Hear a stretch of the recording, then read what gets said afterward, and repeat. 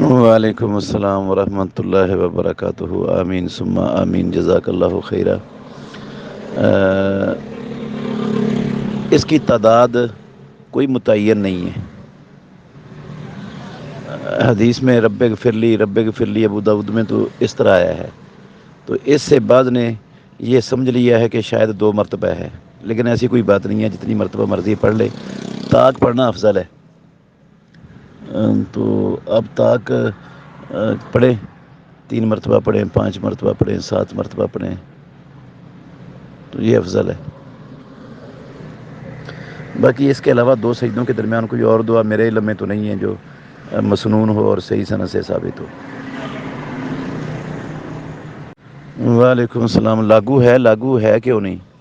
اگر وہ 7.5 تولے سونا ہو گیا تو زکوٰۃ دینا فرض ہے اس پر، اور یہ جو بچیوں کے نام کر دیا ہے، یہ زکوٰۃ سے اگر جان چھڑانے کے لیے کیا ہے تو پھر یہ انتہائی کمینگی اور خسیس حرکت ہے، یہ مسلمان کو زیب نہیں دیتی۔ زکوٰۃ دینے سے بندے کا مال کم نہیں ہوتا، مال بڑھ جاتا ہے، برکت ہو جاتی ہے اللہ کی طرف سے، اور مال بھی پاک ہو جاتا ہے، بندہ بھی گناہوں سے پاک ہو جاتا ہے۔ تو جب اس کا نقصان کوئی نہیں ہے تو بندہ یہ کنجوسی اور بخل والی گندی صفات کے ساتھ متصف ہونے کا کیوں سوچے اپنے لیے؟ تو دل کی خوشی سے زکوٰۃ دینی چاہیے۔ یہ ایک ہیلا ہی ہے زکوٰۃ سے جان چھڑانے کا، جو لوگ کرتے ہیں نا کہ یہ ہم نے بچیوں کے نام کر دیا، بچیوں کے نام کر دیا تو ان کے ہاتھ میں دیں، وہ اس کو دکان پر دے کے ٹافیاں کھائیں یا جو مرضی کھائیں۔ جب آپ نے اس کو سنبھال کے رکھا ہوا ہے تو پھر بچیوں کا کیسے ہو گیا؟ بچیوں تو ان کو استعمال ہی نہیں کر سکتی۔ وعلیکم السلام ورحمۃ اللہ وبرکاتہ۔ اگر عورت کسی ایسی جگہ ہو جہاں مرد بھی ہوں، جیسے سفر وغیرہ میں، تو کیا عورت منہ لپیٹ کر نماز پڑھ سکتی ہے؟ جی ہاں، بالکل پڑھ سکتی ہے، کوئی رکاوٹ نہیں ہے، کوئی ممانعت نہیں ہے۔ یہ جو منہ ڈھانپ کر نماز پڑھنے سے منع والی حدیث ہے نا، یہ مردوں کے لیے ہے، اور وہ بھی صحیح سند سے ثابت نہیں ہے، ضعیف ہے وہ۔ اصل بن سفیان اس کے اندر ضعیف راوی ہے۔ وعلیکم السلام ورحمۃ اللہ وبرکاتہ۔ کسی خاتون کا شوہر لاپتہ ہو جائے اور وہ نکاح کر لے اور پھر پہلا شوہر بھی واپس آ جائے تو کیا حکم ہے؟ سب سے پہلی بات یہ ہے کہ جس خاتون کا شوہر لاپتہ ہوا ہے اس پر فرض تھا وہ نکاح کرنے سے پہلے عدالت میں فیملی کورٹ کے اندر رجوع کرتی، وکیل کے ذریعے وہاں درخواست دیتی کہ میرا خامد لاپتہ ہو گیا ہے، یا تو اس کو ڈھونڈ کے دو ورنہ مجھے خلا کی ڈگری جاری کر دو۔ وہ خلا کی ڈگری جاری کرتی تو اس کے بعد آگے نکاح ہو سکتا تھا اس کا۔ جو اس نے خلا لیے بغیر نکاح کیا ہے، یہ نکاح ٹھیک نہیں ہے، پہلا نکاح ختم نہیں ہوا اس سے، دوسرا نکاح کرنے سے۔ تو وہ جب پہلا خامد آ گیا ہے تو یہ دوسرا چونکہ غلطی سے یہ کام ہوا ہے، وہ اس سے الگ ہو جائے گی، وہ معافی مانگیں گے، اور وہ بیوی ہے پہلے کی۔ اور اگر خلا لے کے پھر اس نے نکاح کیا تھا آگے تو پھر اس کی مرضی ہے، یہ پہلے خامد کے پاس جانا چاہتی ہے تو جا سکتی ہے، اس کے پاس رہنا چاہتی ہے تو رہ سکتی ہے۔ اگر پہلے خامد کے پاس جانا چاہتی ہے تو پہلا خامد پھر اس دوسرے خامد کو وہ حق مہر واپس کرے گا جو اس نے دی ہے، اور اس سے طلاق لے لے گی، اور اس کی عدت کے بعد پھر جو ہے نا وہ پہلے خامد سے نکاح کر لے گی۔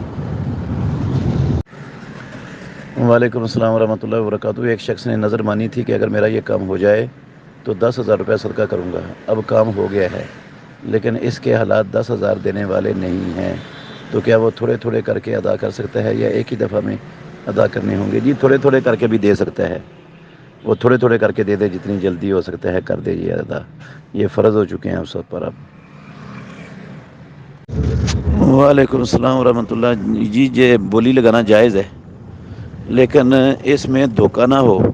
کچھ لوگ ہوتے ہیں جو ریٹ بڑھانے کے لیے بولی لگاتے ہیں، چیز لینی نہیں ہوتی، وہ مالک کے ساتھ ملے ہوئے ہوتے ہیں، یہ فراڈ ہے، حرام ہے یہ۔ لیکن اگر کوئی خریدنے کے لیے بولی لگاتا ہے تو جائز ہے، یہ سودے پر سودا کرنے میں نہیں آتا۔ جس کو زکوٰۃ دیں اس کو بتانا ضروری ہوگا یا نہیں؟ نہیں بتانا ضروری نہیں ہے، آپ کی نیت ضروری ہوتی ہے، بس زکوٰۃ کی نیت سے پیسے نکالیں اور اس کے ہاتھ میں پکڑا دیں۔ اور اس کو کہیں کہ یہ لو استعمال کر لو اپنی ضرورت کے لیے. یہ نہیں کہنا ہوتا کہ یہ زکوٰۃ ہے، مناسب بھی نہیں ہے یہ کہنا. وعلیکم السلام. ذخیرہ اندوزی ہر اس چیز کی درست نہیں ہے جس کے ذخیرہ کرنے سے چیز بلیک میں بکنا شروع ہو جائے. یہ درست نہیں ہے. اور اگر ایک جنس آتی ہے اور لوگ اس کو ذخیرہ کر لیتے ہیں کہ جب مارکیٹ میں کمی آئے گی اس وقت اس کو فروخت کرنا شروع کر دیں گے، تو اتنی حد تک ذخیرہ کرنے میں کوئی حرج نہیں ہے. وعلیکم السلام ورحمۃ اللہ وبرکاتہ. جس بندے نے یہ کہا ہے وہ بندے کو علم ہی نہیں ہے. نہ وہ منٹ نکال سکتا ہے اور نہ ہی منٹ نکلتے ہیں اس طرح. اور احادیث کا بھی اس کو نہ شعور ہے نہ سمجھ ہے. ویسے ہی وہ کسی منکر حدیث کے جو ہے نا وہ شکنجے میں پھنسا ہوا ہے بیچارہ، اس کو پتہ ہی نہیں حدیث کیا ہوتی ہے. بات یہ ہے کہ رسول اللہ صلی اللہ علیہ وسلم کا ایک فرمان ہے، وہ 10 صحابہ نے آپ سے سنا ہے، یا 50 نے سنا ہے، یا 100 نے سنا ہے، یا 1000 نے سنا ہے، سب نے بیان کیا ہے. اور ان سے آگے جو ہے نا پھر لوگوں نے بیان کیا ہے. تو یہ رسول اللہ صلی اللہ علیہ وسلم کا ایک فرمان جو ہے جس کو 1000 لوگ بیان کر رہے ہیں، یہ 1000 حدیثیں شمار ہوتی ہیں محدثین کے ہاں. سندوں کی وجہ سے حدیث کا نمبر جو ہے نا وہ مختلف ہو جاتا ہے سند کے مختلف ہونے سے. تو حدیث ایک ہی ہوتی ہے، اس کی جتنی زیادہ سندیں ہوں وہ اتنی احادیث شمار کیا جاتا ہے اس کو. تو وہ جو نبی صلی اللہ علیہ وسلم کی اصلی فرامین ہے، جب سندوں کو الگ کر دیں اور اصلی فرامین لے لیں تو وہ بہت کم ہے سے جتنا یہ منکر حدیث کے شکنجے میں پھنسا ہوا بندہ کہہ رہا ہے. وعلیکم السلام ورحمۃ اللہ وبرکاتہ.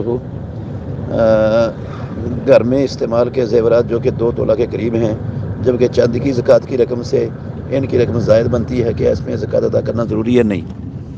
سونا جب 7.5 تولے ہو تو پھر زکوٰۃ فرض ہوتی ہے، اسے کم پر فرض نہیں ہوتی. سونے اور چاندی کو جو ہے نا وہ ملایا نہیں جائے گا نصاب پورا کرنے کے لیے، کیونکہ اس کا رسول اللہ صلی اللہ علیہ وسلم نے الگ مقرر کیا ہے، اس کا الگ کیا ہے. وعلیکم السلام ورحمۃ اللہ وبرکاتہ. ایک ہی وقت میں 3 طلاقیں دینا یہ کتاب اللہ کا مذاق اڑانا ہے، حرام ہے، اسلام کے اندر نہیں جائز.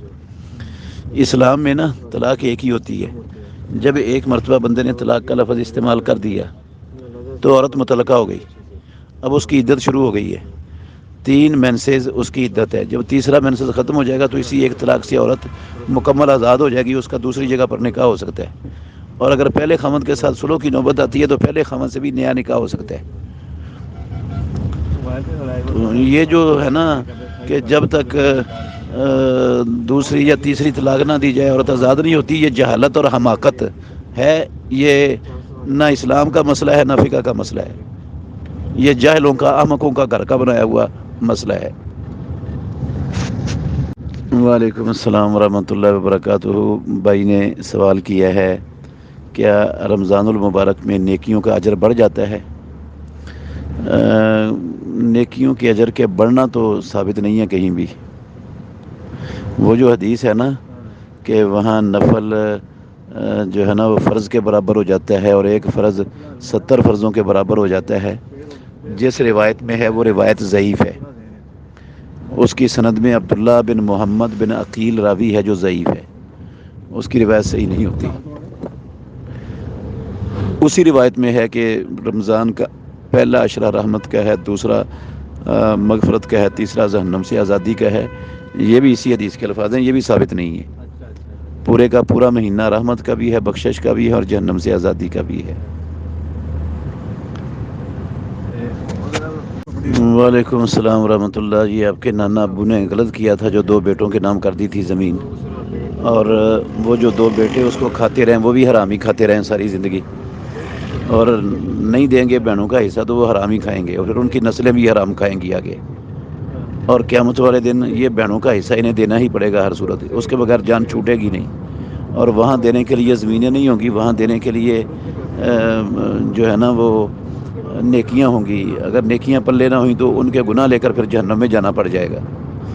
تو آپ اپنی والدہ کا حق لینے کے لیے کیس کر سکتے ہیں، شرعی طور پر کوئی قباحت نہیں ہے اس میں۔ وعلیکم السلام ورحمۃ اللہ وبرکاتہ۔ مونچھوں کو پانی لگ کر اگر منہ میں چلا جائے، وہ بے شک وضو کرتے ہوئے یا پانی پیتے ہوئے، تو یہ مکروہ تحریمی یا تنزیہی؟ بھئی مکروہ شکروہ کوئی نہیں ہے، حرام نہیں ہوتا، ویسے مناسب نہیں ہے یہ بڑی مونچھیں رکھنا، سنت کے خلاف ہے، ان کو پست کرنا چاہیے۔ وعلیکم السلام ورحمۃ اللہ وبرکاتہ۔ بعض خاندانوں میں رواج ہے کہ نکاح کر دیتے ہیں بچے کا اور رخصتی نہیں کرتے، سال بعد کرتے ہیں، کیا یہ ٹھیک ہے؟ جی بلا وجہ رخصتی کو روکنا تو درست نہیں ہے۔ جب بچہ بھی بالغ ہے، بچی بھی بالغ ہے، رشتہ بھی ہو گیا سارا کچھ، تو اب نکاح کو لیٹ کرنا یہ درست نہیں ہے، جلدی کرنا چاہیے نکاح کو۔ نکاح ہو گیا تو رخصتی میں کیا رکاوٹ ہے؟ رخصتی تو تب روکی جاتی ہے جب بچی نابالغ ہو یا بچہ نابالغ ہو، آپ نے نکاح کر دیا، چلو ان کے بالغ ہونے تک روک لیں رخصتی۔ وعلیکم السلام ورحمۃ اللہ وبرکاتہ۔ جی ہاں، اللہ تعالیٰ کے نام اور اللہ کی صفات کا واسطہ، طفیل، صدقہ، وسیلہ ڈال کر اللہ سے مانگا جا سکتا ہے۔ قرآن مجید میں اللہ نے فرمایا وَلِلَّهِ الْأَسْمَاءُ الْحُسْنَىٰ فَادْعُوهُ بِهَا، اللہ کے ہی اچھے نام ہیں، اللہ کو ان کے ناموں کا واسطہ دے کر ان کے صدقے اور طفیل اللہ سے مانگو۔ اسلام میں مہندی کی رسم کا کیا حکم ہے؟ بھائی جان یہ تو ہندوؤں کی رسم ہے، اس کا اسلام سے کوئی تعلق ہے ہی نہیں ہے مہندی کی رسم کا، ہندوؤں کی رسم ہے، اور من تشبہ بقوم فہو منہم، رسول اللہ صلی اللہ علیہ وسلم کے اس فرمان کے خلاف ہے کہ جو کسی قوم سے مشابہت اختیار کرتا ہے وہ انہی میں سے ہے۔ وطر کی آخری رکعت میں آپ قل هو اللہ پڑھ کے فارغ ہوئے ہیں تو رفع دن کرنے کے بغیر ہی اللہم اہدنی فیمن ہدیت شروع کر دیں، پوری قنوت پڑھ کر پھر رفع دن کر کے رکوع چلے جائیں، یہ ہے طریقہ اصل جو رسول اللہ صلی اللہ علیہ وسلم کا صحیح بخاری میں موجود ہے، انس بن مالک رضی اللہ عنہ نے بیان کی ہے۔ وعلیکم السلام ورحمۃ اللہ۔ اگر مرد عورتوں کی جماعت کرواتا ہے تو اکیلا ہی کافی ہے، اس کے ساتھ کسی مرد کا کھڑا ہونا ضروری نہیں ہے۔ وعلیکم السلام ورحمۃ اللہ وبرکاتہ۔ کاروبار میں جو لگے ہوئے پیسے ہوتے ہیں نا، ان کی زکوٰۃ دینے کا آسان سا طریقہ میں سمجھاتا ہوں آپ کو۔ وہ یہ ہے کہ سب سے پہلے جتنا بھی قابل سیل سامان ہوتا ہے نا بندے کے پاس، اس قابل سیل سامان کی قیمت لگاتے ہیں، موجودہ قیمت، وہ پروڈکٹ کی شکل میں ہے بندے کے پاس یا خام مال کی شکل میں ہے، جس شکل میں بھی ہے وہ پورے مال کی قیمت لگا لینی ہے آج سال پورا ہونے پر۔ نمبر 2، جو بندے کے پاس کیش ہے وہ بھی جمع کر لینا ہے۔ نمبر 3، جو لوگوں سے لینے ہیں وہ بھی جمع کر لینے ہیں۔ یہ 3 اماؤنٹیں جمع کرنے کے بعد اب آپ دیکھیں کہ آپ نے دینے کتنے ہیں، جتنے دینے ہیں وہ اس میں سے منہا کر دیں، جو باقی بچے گا اس میں سے 2.5% پر زکوٰۃ دینی ہوتی ہے۔ میں نے لفظ بولا ہے قابل سیل سامان کی قیمت، تو فیکٹری کا پلاٹ، فیکٹری کی مشینری، فیکٹری کے استعمال کی گاڑیاں، فیکٹری کی عمارت، ان کی مالیت پر زکوٰۃ نہیں ہوتی۔ اسی طرح دکان کے اندر جو فرنیچر پڑا ہوا ہے، جو الماریاں بنی ہوئی ہیں، وٹے ہیں، کنڈا ہے، اس طرح کی جو چیزیں ہیں نا جو قابل سیل نہیں ہوتی، وہ اس کی قیمت نہیں لگائی جاتی، صرف قابل سیل سامان کی قیمت ہوتی ہے۔ دکان کی عمارت، دکان کا پلاٹ، اس کو نہیں گنا جاتا مال تجارت کے اندر۔ وعلیکم السلام ورحمۃ اللہ۔ جی ہاں، بطخ اور خرگوش دونوں ہی حلال ہیں، رسول اللہ صلی اللہ علیہ وسلم نے خرگوش کا گوشت کھایا ہے، صحابہ نے بھی کھایا ہے آپ کی موجودگی میں، اور بطخ بھی حلال ہے، اس کے حرام ہونے کی کوئی دلیل نہیں ہے کتاب و سنت میں۔ وعلیکم السلام ورحمۃ اللہ وبرکاتہ۔ نیٹ ورک مارکیٹنگ کمپنی میں کاروبار کا کیا حکم ہے؟ بھائی جان نہیں جائز، یہ نیٹ ورک مارکیٹنگ والے جو ہے نا، سب سے پہلی تو بات یہ ہے، یہ دھوکہ اس کے اندر پایا جاتا ہے، پھر یہ سود بھی پایا جاتا ہے، اور جوئے کی شکل بھی بنتی ہے. تو یہ ساری ہی چیزیں اس کے حرام ہونے کی دلیل ہیں نیٹ ورک مارکیٹنگ کے. اگر آپ اس کی تفصیل جاننا چاہیں تو میں 1-2 کتابیں آپ کو بتاتا ہوں، آپ وہ حاصل کر کے پڑھ لیں، آپ کو پوری تفصیل سمجھ آ جائے گی. ایک ہے ٹائمز انٹرنیشنل کے نام سے رسالہ ہے، جماعت الدعوہ کے دفاتر سے آپ کو مل جائے گا، مراکز سے بھی مل جائے گا، وہاں سے حاصل کر لیں. ٹائمز انٹرنیشنل کے اوپر لکھا ہوا ہے رسالہ، اس میں یہ نیٹ ورک مارکیٹنگ کی پوری صراحت موجود ہے. اور دوسرا جو ہے نا احکام و مسائل ہیں، حافظ عبد المنان نور پوری رحمۃ اللہ علیہ کی کتاب ہے. اس کی دوسری جلد میں کتاب البیوع کا جو آخری ہے نا عنوان، وہ یہی نیٹ ورک مارکیٹنگ والی مختلف کمپنیوں پر ہے. وہ آپ پڑھ لیں گے تو آپ کو ساری چیزیں سمجھ آ جائیں گی کہ یہ سود کیسے بنتا ہے، جوا کیسے بنتا ہے، دھوکہ کیسے بنتا ہے، فراڈ کیسے بنتا ہے، سارا کچھ سمجھ آ جائے گا. وعلیکم السلام ورحمۃ اللہ وبرکاتہ. اگر کسی شخص کا انتقال ہو جائے، اس کی نہ بیوی ہو اور نہ اولاد، اور ایک بہن کی بھی وفات ہو جائے، تو اس کے حصے کی تقسیم کس طرح کی جائے گی؟ جو تو اس کی زندگی میں فوت ہو گئے نا، ان کا تو کچھ بھی نہیں ہوتا. اور جو اس کی وفات کے بعد کے وقت زندہ تھے، موجود تھے، وہ دیکھ لیں جتنے بھائی ہیں اور جتنی بہنیں ہیں، تو ان سب میں للذکر مثل حظ الانثیین کے تحت تقسیم کر دیں کہ ہر بھائی کو 2 بہنوں کے برابر حصہ ملے. وعلیکم السلام ورحمۃ اللہ وبرکاتہ. جو چیز کرائے پر استعمال کرنے کے لیے بنائی گئی ہے، چاہے وہ مکان ہے، چاہے دکانیں ہیں، چاہے گاڑیاں ہیں، چاہے کوئی اور چیز ہے، اس کی مالیت پر بھی زکوٰۃ نہیں ہوتی. اس سے جو کرایہ آتا ہے، اگر وہ سال بھر پڑا رہے تو پھر اس پر زکوٰۃ ہوتی ہے اور نصاب کو بھی پہنچتا ہو. اور اگر ساتھ ساتھ ہی وہ استعمال ہوتا جاتا ہے، بچتا ہی نہیں ہے کچھ بھی، تو نہ کرائے پر زکوٰۃ ہے، نہ اس کی اصل جو قیمت ہے نا اس چیز کی، اس پر زکوٰۃ ہے. ہاں، اگر وہ چیز بیچنے کے لیے رکھی ہوئی ہے، انتظار میں کرائے پر چڑھا دی ہے کہ جب اچھی قیمت لگ جائے گی اس وقت بیچ دیں گے، اس وقت تک کرایہ استعمال کرتے ہیں، تو وہ مال تجارت ہے، پھر اس کی پوری مالیت پر زکوٰۃ دینی پڑتی ہے. وعلیکم السلام ورحمۃ اللہ وبرکاتہ.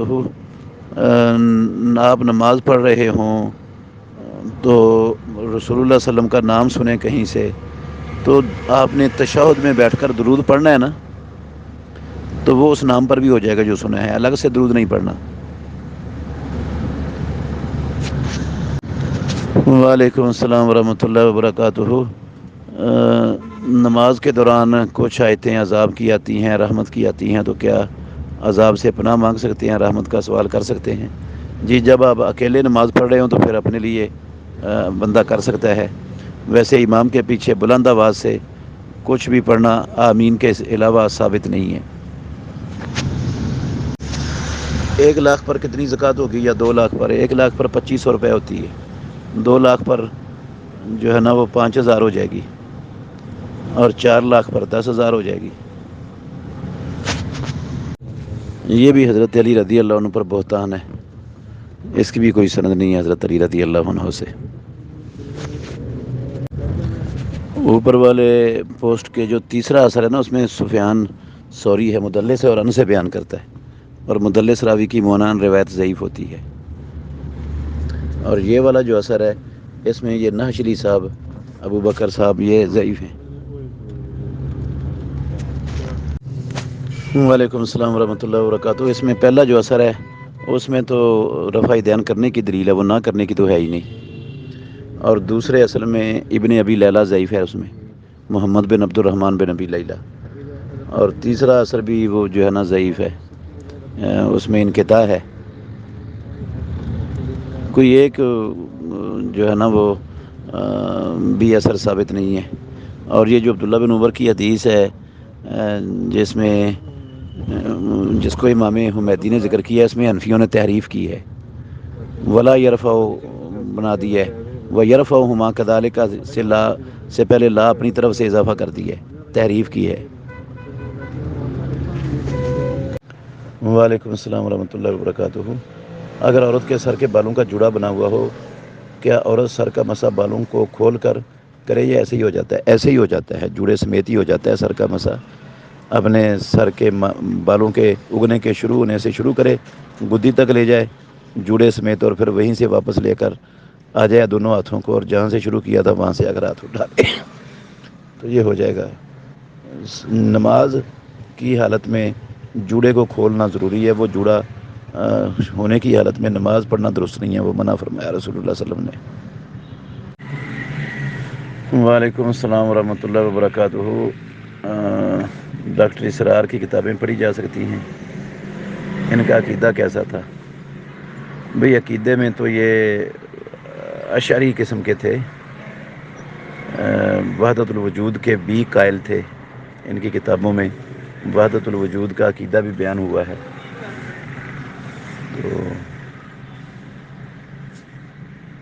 اللہ کی صفات کے حوالے سے بھی معاملہ گڑبڑی تھا ان کا، جو اہل سنت والجماعت کا عقیدہ ہے اس سے۔ اس لیے کوئی بندہ دین کو اچھی طرح سمجھتا ہو، عقیدے کو سمجھتا ہو، اس کو شعور ہو پورا، تو وہ پڑھ سکتا ہے کتابیں۔ وعلیکم السلام ورحمۃ اللہ وبرکاتہ۔ جن گناہوں پر جہنم کی وعید یا لعنت نہیں آئی اور کوئی سخت عذاب کی وعید بھی نہیں آئی، اللہ اور اس کے رسول کی کوئی بڑی ناراضگی کی وعید بھی نہیں آئی، ایسے گناہ جو ہے نا وہ صغیرہ گناہ کہلاتے ہیں۔ مثال کے طور پر بندے نے جو ہے نا کسی غیر محرم عورت کو دیکھ لیا ارادے سے، یا کسی عورت کو چھو لیا، ہاتھ لگا لیا اس کو غیر محرم کو، یہ ان گناہوں پر جہنم کی وعید یا لعنت کی وعید یا جو ہے نا اللہ کے سخت عذاب کی وعید نہیں آئی۔ اس قسم کے جو گناہ ہیں یہ صغیرہ گناہ کہلاتے ہیں۔ وعلیکم السلام ورحمۃ اللہ وبرکاتہ۔ ایک آدمی ہر سال مسجد میں افطاری کرواتا ہے، اس دفعہ اس نے کہا جتنے جمعہ ہوں گے سب کی افطاری میں کرواؤں گا۔ 13 رمضان المبارک کو میرے والد صاحب فوت ہوئے تھے، اس دن کی افطاری بھی میرے ذمہ اور میرے والد صاحب کے لیے دعائے مغفرت کرنا جائز ہے یا نہیں؟ بھئی دعائے مغفرت تو جائز ہے، لیکن اجتماعی دعا کروانا اس کا نہیں ہے اسلام میں، یہ طریقہ نہیں ہے رسول اللہ صلی اللہ علیہ وسلم کا، نہ صحابہ کا۔ اب اپنی اپنی دعا ہر کوئی کرے اور ہمیشہ ہی کرتا رہے، بے شک میت کے لیے، میت کو دعا کا فائدہ پہنچتا ہے۔